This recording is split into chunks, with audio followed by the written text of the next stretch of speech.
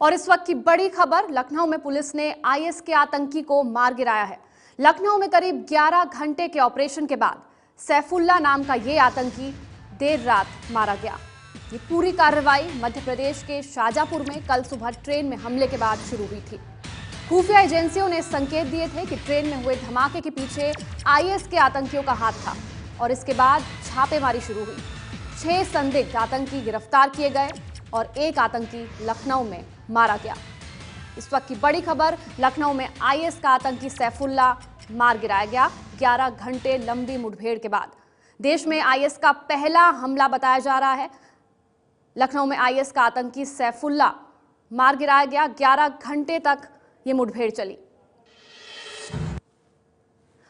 पंकज झा हमारे संवाददाता इस बारे में ज्यादा जानकारी दे रहे हैं, सीधे रुख करते हैं उनका। पंकज, इस वक्त क्या हालात है मौका वारदात पर? मुठभेड़ तो खत्म हो चुकी थी रात में ही।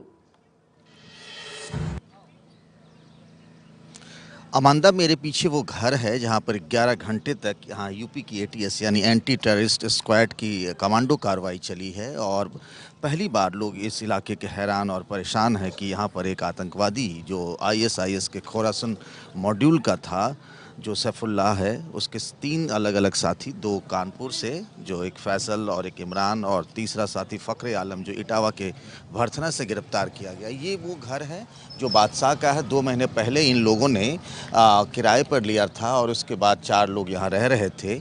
और कल जब आईबी के अलर्ट के बाद एटीएस को इस बात की जानकारी मिली, उसके बाद अंदर में उसको पहले सरेंडर करने के लिए कहा गया, वो नहीं माना। उसके बाद यहाँ पर कार्रवाई शुरू हुई कमांडो की और मिर्ची बम, ग्रेनेड, टीयर गैस डाल करके घर के अंदर से उसको निकालने की पहली कोशिशें की गई। ये देख रहे हैं डॉक्टरों की टीम जो यहाँ आई हुई है। मौके पे फॉरेंसिक जो चीज़ें होती हैं उन सबको इकट्ठा किया जा रहा है। अभी भी घर के अंदर एटीएस के अधिकारी वगैरह हैं और चूँकि उसके शव को ले जाया गया है पोस्टमार्टम के लिए, लेकिन बाद में जो उसके घर में जितनी भी चीज़ें थी उसकी तलाशी ली गई है। फॉरेंसिक एक्सपर्ट यहाँ से अभी निकले हैं और अभी भी घर को सील करके रखा गया, किसी को अंदर जाने की इजाज़त नहीं है। लेकिन 11 घंटे के कमांडो ऑपरेशन के बाद उसको कोशिश तो की गई थी जिंदा पकड़ने की, लेकिन ऐसा नहीं मुमकिन हो पाया। माइक्रो ट्यूब कैमरा अंदर डाल करके पहले जो इमेजेज आई थी उसमें एक बार ऐसा लगा कि उसके साथ एक और आतंकी हो सकता है, लेकिन बाद में लगा कि नहीं, ऐसा नहीं है। और क्रॉस फायरिंग में उसको एक गोली लगी जिसकी वजह से सैफुल्ला की जान चली गई है। और जो आपको बताऊं कि पिपरिया में मध्य प्रदेश में जो 3 लोग पकड़े गए थे उसमें से 2 कानपुर के और एक अलीगढ़ का था। उसकी जानकारी के आधार पर फिर यहाँ पर 2 कानपुर से पकड़े गए, एक इटावा से पकड़ा गया और सबसे बड़ा जो कमांडो ऑपरेशन लखनऊ में 11 घंटे तक लगातार चला, उसमें सैफुल्ला मारा गया। जी पंकज, सैफुल्ला के नाम से इसकी पहचान हुई है, सैफुल्ला इसका नाम है, लेकिन इसके बारे में पुलिस का और क्या कुछ कहना है? इसके बारे में और कुछ बता पा रही है क्या पुलिस?